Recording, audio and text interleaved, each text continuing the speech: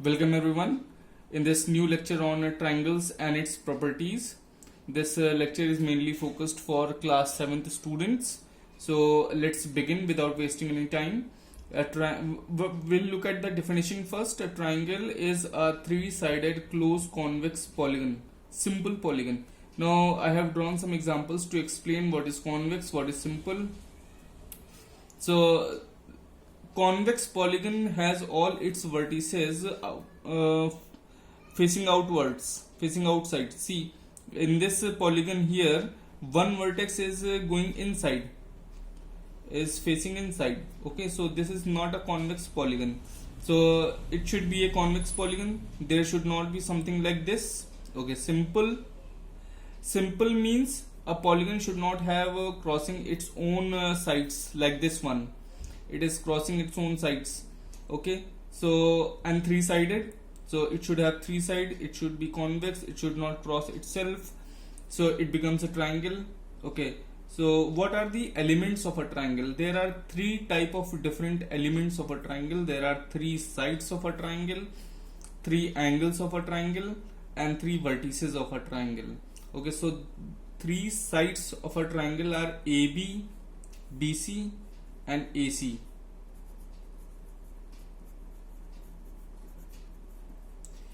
And there are three angles of a triangle like this.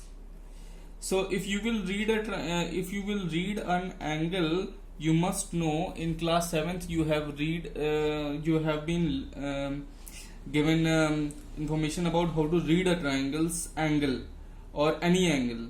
So we start from the arm, we keep the vertex in the middle, and then we go to the other arm. So if an angle is like this, ABC, and we need to tell about angle B, we need to represent right angle B, then we will start from A, then B, then C. B should be in middle. Or you can also start from C, B, A. Both are same. Okay, writing angle ABC or writing angle CBA is same. B should be in the middle only. This is the main point, that B should be in the middle. So three angles are ABC, this angle. Then you have angle BCA.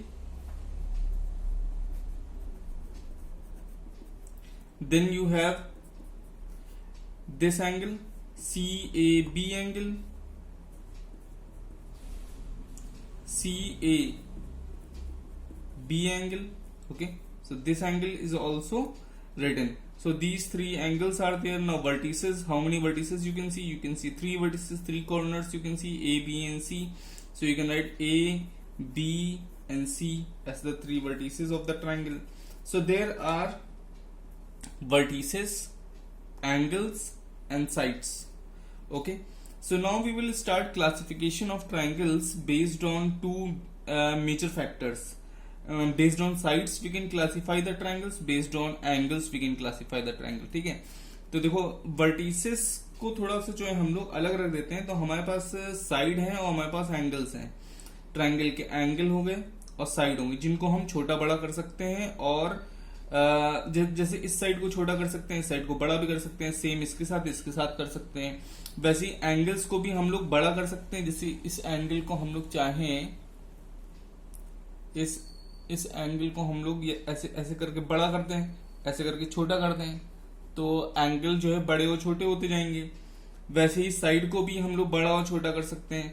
तो क्या होता है कि कुछ ऐसी conditions बन जाती हैं जिनमें हम लोग ट्रायंगल के नाम रख देते हैं. जैसे अगर कोई ट्रायंगल की तीनों साइड की लेंथ, किसी ट्रायंगल के तीनों साइड की लेंथ अलग अलग हो, ये 2, ये 2 हो, ये 3 हो, ये 4 हो, है ना, या ये 4 हो, ये 5 हो, ये 6 हो, ये 100 हो, ये 102 हो, ये 105 हो. तो ये ऐसे ट्रायंगल जिनके तीनों साइडों की लेंथ अलग अलग होती है, उनको हम लोग कहते हैं स्केलीन ट्रायंगल. ठीक है, केवल साइडों पे बात कर रहे हैं अभी हम लोग कि साइडों में ऐसा होगा तो उसका नाम क्या होगा. साइडें अगर अलग अलग होंगी, तीनों साइडें अलग अलग होंगी, तो ट्रायंगल होगा स्केलीन ट्रायंगल. तो देखो 2, 3, 4 साइड्स हो गई सेंटीमीटर. ठीक है, अब आता है दूसरे नंबर पे, अगर अच्छा और ये भी हो सकता है कि दो साइड इक्वल हो ट्रायंगल की, है ना।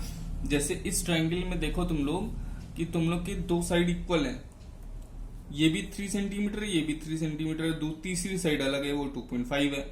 तो इस टाइप के ट्रायंगल को तुम लोग कह सकते हो आइसोसेलेस ट्रायंगल या आइसोसील्स ट्रायंगल, जिसकी दो साइड्स इक्वल होती हैं, तीसरी साइड अनइक्वल होती है। ठीक है, तो पहला देखा हम लोगों ने जिसमें तीनों साइड अलग अलग हैं। फिर एक ट्रायंगल देखा जिसमें सिर्फ दो साइड इक्वल हैं, और तीसरा केस हो सकता है जिसमें तीनों साइड इक्वल हो जाएं, जिसको हम लोग इक्विलेटरल ट्रायंगल कहते हैं। आपने सुना भी होगा, इसको हम लोग कहते हैं इक्विलेटरल ट्रायंगल। इस ट्रायंगल की तीनों साइड देखो इक्वल हो गई, 4 4 4, है ना। तो ऐसे ट्रायंगल्स हमारे पास तीन तरीके के होते हैं। अगर हम साइड्स की बात करें, साइड्स के साथ छोटा बड़ा करें तो हमें तीन तरीके के ट्रायंगल मिल सकते हैं। स्केलिन जिसमें सब अनइक्वल है, स्केलिन आइसोसेलेस जिसमें दो साइड्स इक्वल और एक अनइक्वल है, और फिर इक्विलेटरल ट्रायंगल जिसमें तीनों साइड्स क्या है, इक्वल है। अच्छा, अगर आप एंगल की बात करें तो भी हम यही कर सकते हैं कि एक ऐसा ट्रायंगल बना लें जिसके तीनों एंगल अलग अलग हों।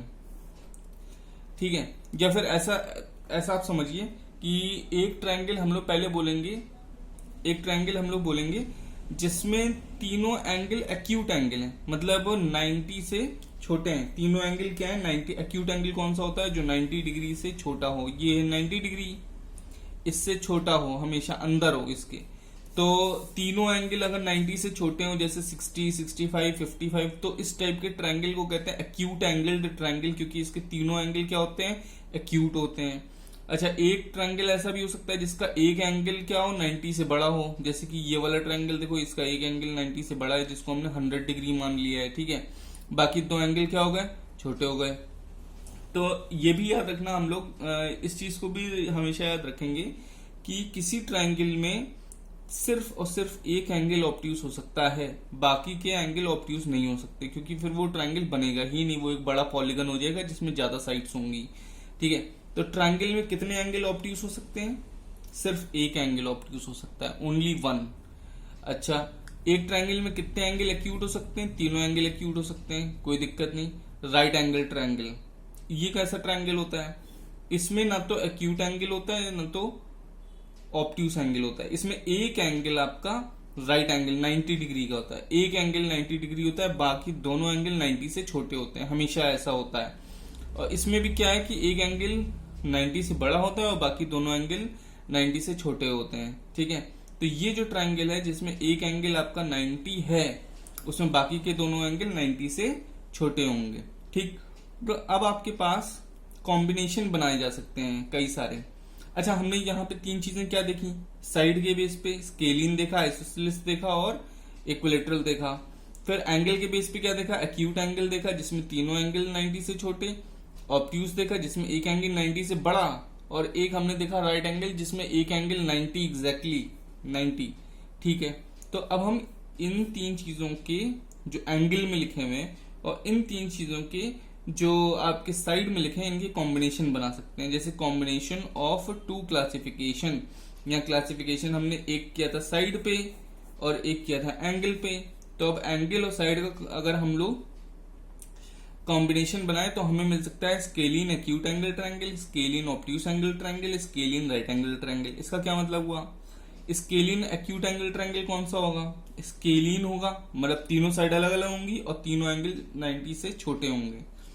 अब ये आपका टास्क है, ये आप बनाइएगा, ऐसा ट्रायंगल बनाइएगा जिसके तीनों साइड अलग अलग सेंटीमीटर की हों और तीनों एंगल भी अलग अलग डिग्रीज के हों। ठीक है, फिर आप एक बनाइएगा स्केलिन ट्रायंगल जिसमें एक एंगल 90 से बड़ा हो, बाकी दोनों एंगल छोटे हों। ठीक है, वो ऑब्वियस है कि बनेंगे दोनों एंगल छोटे। और फिर एक ट्रायंगल आप बनाइएगा जो स्केलिन हो, मतलब तीनों साइडें अलग अलग हों और लेकिन एक एंगल उसका राइट एंगल हो। ठीक, फिर आप एक ट्रायंगल यहाँ पे आइए, बनाइएगा आइसोसेलेस ट्रायंगल जिसकी दो साइड इक्वल हों और तीनों एंगल 90 से छोटे हों। फिर आप एक ट्रायंगल बनाइए जो आइसोसेलेस हो, ऑब्ट्यूज हो, मतलब जो इक्वल साइड पहले आप बनाइएगा, 5 सेंटीमीटर की लाइन खींची, फिर एक बड़ा सा एंगल बनाया 90 डिग्री से बड़ा एंगल, उसमें 5 सेंटीमीटर की लाइन खींच के ट्रायंगल को कंप्लीट कर दिया। ठीक है, और ये केवल प्रैक्टिस के लिए रफ में करिएगा आप लोग। एक ट्रायंगल बनाएगा आइसोसेलेस ट्रायंगल राइट एंगल का, तो उसमें दो साइड इक्वल होंगी, ठीक है, और एक एंगल राइट एंगल होगा। तो मैं आपको यहाँ पे बना के दिखाता हूँ एक रफ पेज पे, तो आपको थोड़ा और समझ में आएगा कि जैसे हम लोग कह रहे थे कि हम लोग एक ट्रायंगल बनाएंगे आइसोसेलेस राइट एंगल।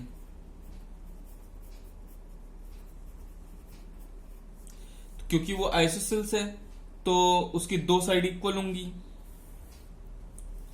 ठीक है, एक साइड इतनी बड़ी होगी, दूसरी साइड भी इतनी ही बड़ी ले ली मैंने, ये देखो दोनों साइड इक्वल कर दी, ठीक। बीच में क्या कर दिया, राइट एंगल कर दिया, ठीक।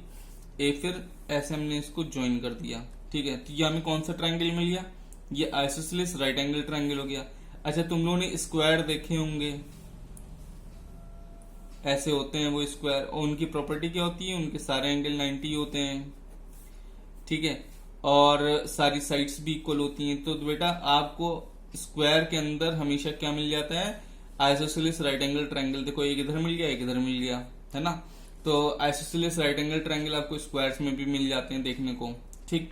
ऐसे ही आप कई सारे एंगल्स और साइड्स को लेकर के आप प्रॉपर्टीज लगा करके इसको बना सकते हैं, ठीक है।